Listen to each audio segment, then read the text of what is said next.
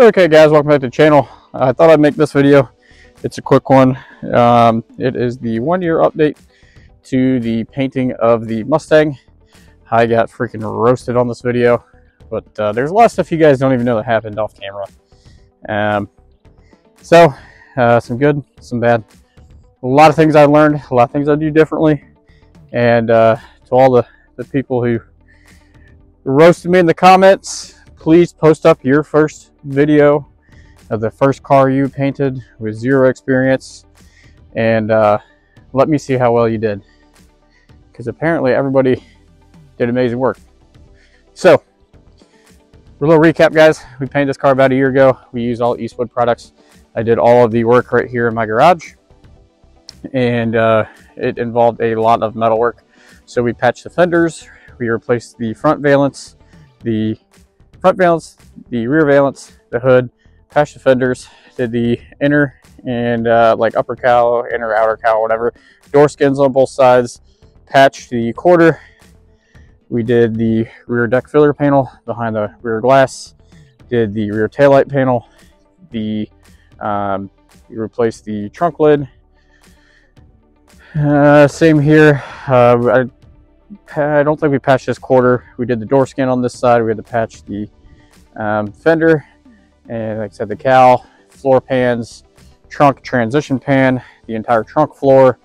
Yeah, I think that's all the metal we did.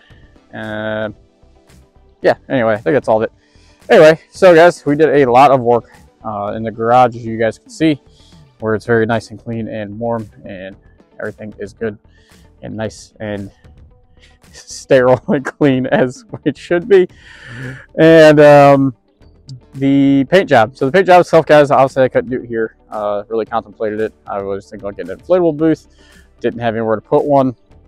So we are actually able to get the garage that my wife's grandfather let us borrow, his detached garage. That was where the painting happened. That is about roughly 4.5 to 5 hours away, and we wanted the car at our wedding. We got married a little over a year ago, which is in November, so temperatures started getting cold. While I was doing a lot of this work, we painted it, I believe, in October. So that means all the body work and everything I did was kind of getting into cold season. Most of that stuff needs to be around 70 degrees. All the Eastwood stuff, if you look through the spec sheets, well, we kind of didn't have that, guys. So some of the things that we messed up on, number one being the epoxy primer. So I did the OptiFlow roll-on epoxy primer. Some spots that worked great, and other spots that didn't. Most notably, you can see this entire driver's side of the car, it didn't fare too well. So it shrunk. You can see it. You can actually see this epoxy primer. It's supposed to be gray, and you can see where it shrank everywhere. And that's metal, bare metal, and that is throughout the entire side of the car here. So at first, I'm assuming because I did it out here and I didn't let it maybe off gas, or honestly, maybe it's just not clean enough to do it out and you're, you know, in the street.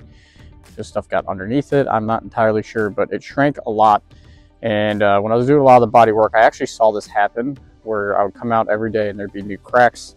So I thought that it would just be better to do a round of just high build primer, regular urethane primer on top of the epoxy primer. And yeah, obviously over time that did not work out. So lesson learned.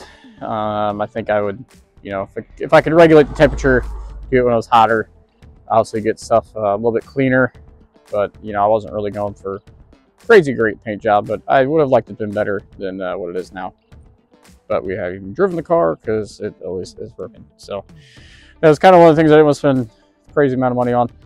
But that is the first mistake, was the OptiFlow primer. I don't think it was anything to do with the products. I used Eastwood for all my products.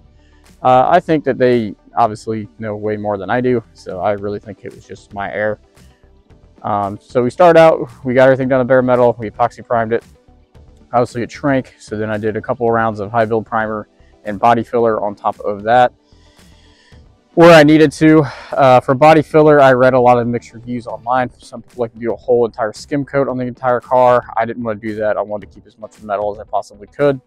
So I used a little amount as I felt, necessary.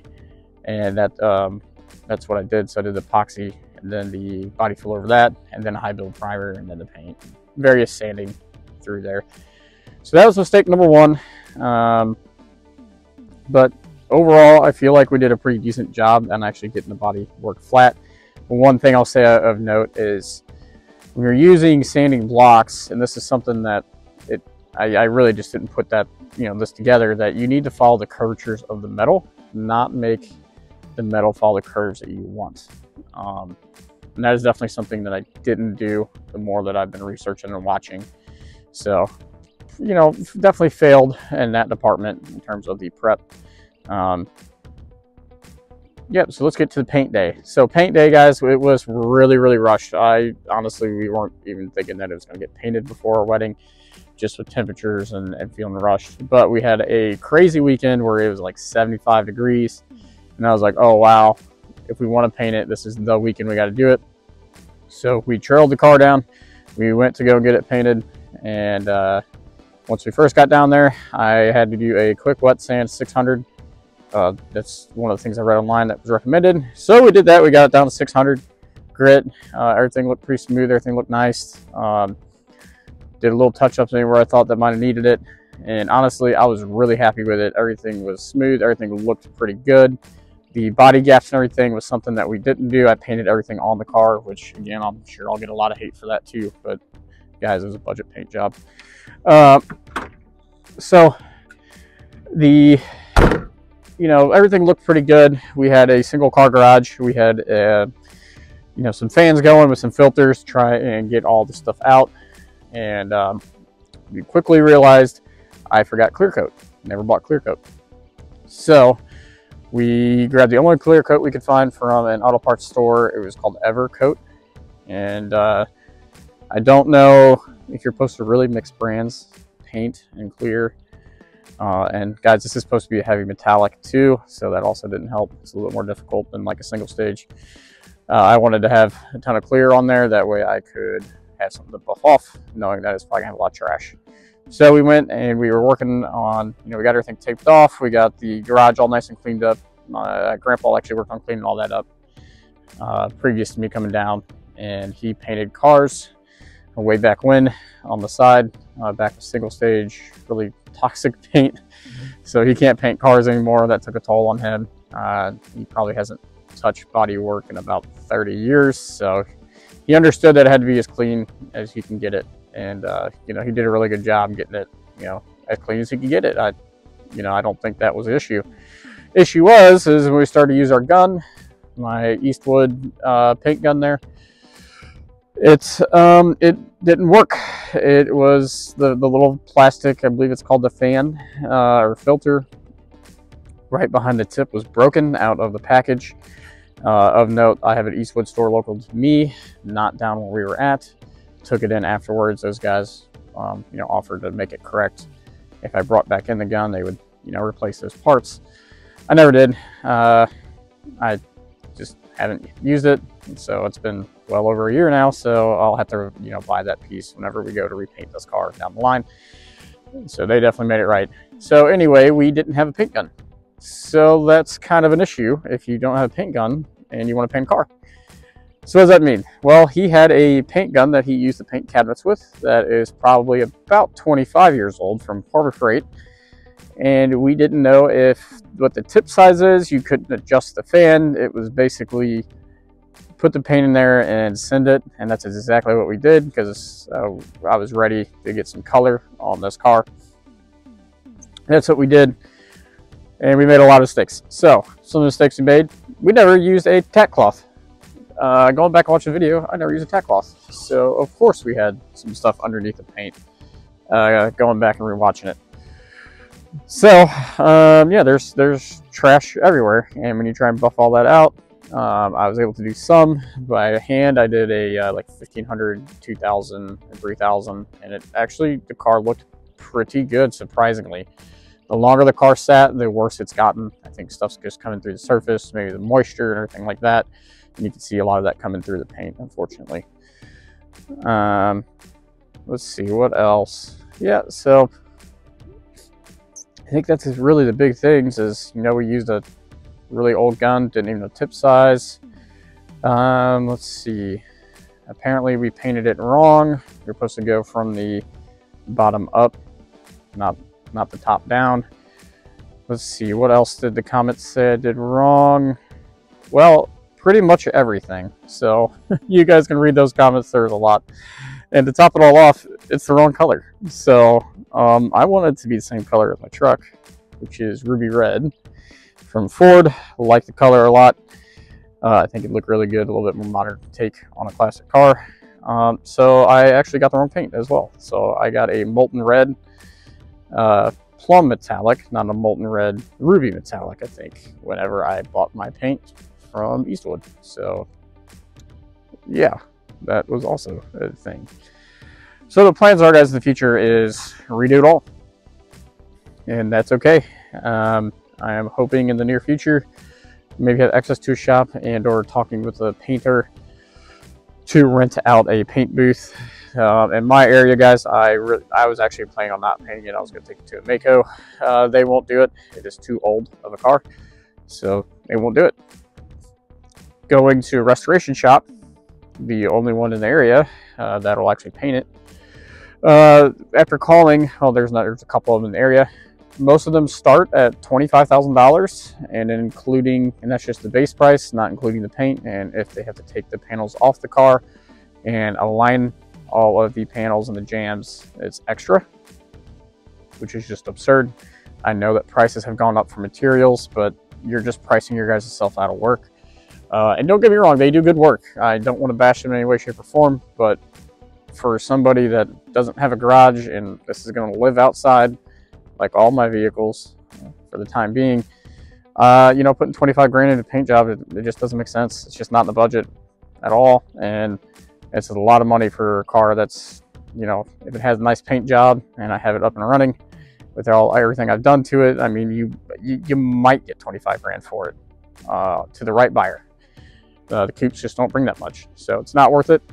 And the only other places that would do it, they wanted to start at $100 an hour with, like, $15,000, $20,000 minimum up front, and then depending on what work they would charge more. So if they had to sand it, again, it started at $100 an hour. If they had to align panels, it would start at like $125 an hour.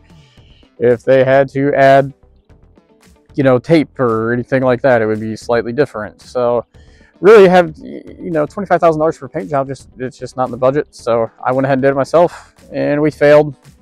We got some things right, I guess. I learned a lot, so that's the big takeaway. And some of the panels look okay. The hood, honestly, the hood looks okay. The paint and everything, the clear came out pretty decent there. Same with like the cowl. The fender, not so much. This door turned out pretty good. The quarters had some weird atomization, both of them. Yeah, you guys can see that there. Both of them had a lot of stuff, but mainly on the quarters. See, the quarters look like that, and then you get over to the metal that I replaced, and at least it's all relatively flat and not too bad, aside from we just forgot to clean it. But then you get back over to the quarters and it's really bad again. This whole side is. And the roof too. So the places that we didn't replace with new metal, so that means there's some type of weird reaction, or I did something wrong. I'm not entirely sure. But for the time being, guys, we're gonna rock it as is. I just want to get up and running and actually able to drive it. Yeah, it's been a big paperweight for 3 years now, so that's more of the goal. And once I drive and enjoy it a little bit, and then I can start working on getting it to look pretty again. So that is everything that we did. So that's how it held up. Like I said, not nearly as good as I would have liked it. I probably would have given it a 5 out of 10 paint job, and that's just because there's paint on there. Realistically, though, I would be happy with a 5 out of 10. It's just not good.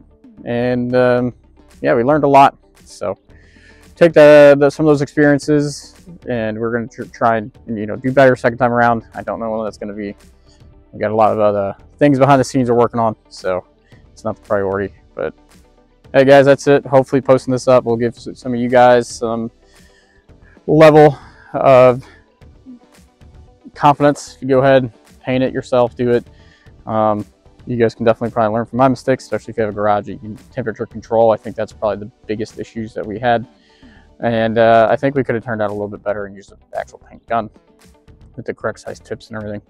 So hopefully you guys can do it yourself. I think honestly, going through the process, I think if I could have done those a little bit better, then we could have had a pretty decent paint job. And for the price for everything I paid at the time, it was like $1,500 for all the materials and actually the compressor, the gun, airlines, the airline filters, everything. So you guys can do it for way cheaper, and that was kind of my thought was, and now I have all the tools.